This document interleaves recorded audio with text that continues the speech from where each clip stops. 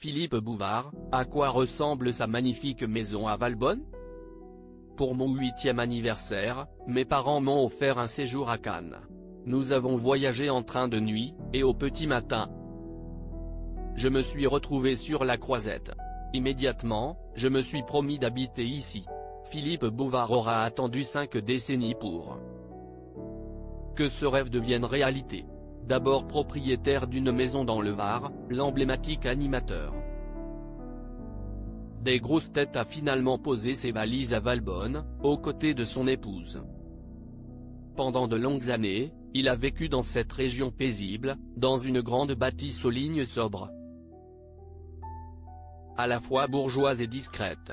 C'est là que le journaliste a passé le plus clair de son temps lorsqu'il ne se trouvait pas à Paris.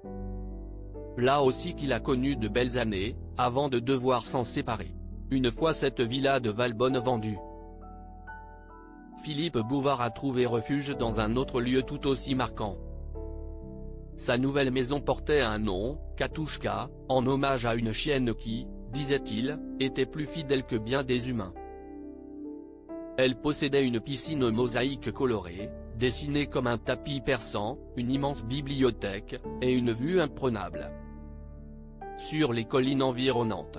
L'homme qui fut longtemps le roi de RTL s'y installait pour écrire ses livres, ses chroniques, ses billets d'humeur. Dans cette villa de 442 mètres carrés, entourée d'oliviers et de pierres chaudes, Philippe Bouvard a trouvé plus que du calme. Il y a trouvé un véritable refuge. 1 heure après mon arrivée, j'étais un autre homme. Moins parisien, plus méditerranéen. Moins obsédé par le rendement, plus attaché au temps long. Confiait-il au Figaro. Mais toutes les bonnes choses ont une fin. Et pour des raisons financières, Philippe Bouvard a dû s'en séparer. Cette maison est trop grande, trop lourde. Les impôts ont atteint un niveau confiscatoire. Donc, je m'en sépare pour aller dans un appartement plus petit. 200 mètres carrés, ce qui est déjà pas mal. Je ne pouvais pas tout emporter. Cela me fait de la peine, mais c'est plus raisonnable, expliquait-il aux Parisiens. Désormais, Philippe Bouvard vit dans un appartement plus modeste à Cannes, avec une terrasse en guise de jardin. J'ai été prétentieux. Je me croyais immortel.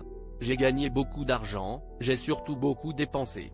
3 villas, 3 piscines, 200 voitures. Alors que je ne sais pas nager et que je conduis très mal, reconnaît le nonagénaire à la santé diminuée avec humour. Une chose, toutefois, n'a pas changé. Son attachement viscéral à la région. Il y a ici tout ce que l'on cherche en parcourant le monde, disait-il.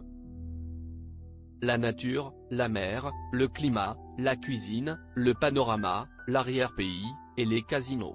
J'en ai dénombré 18 entre Menton et Cassis.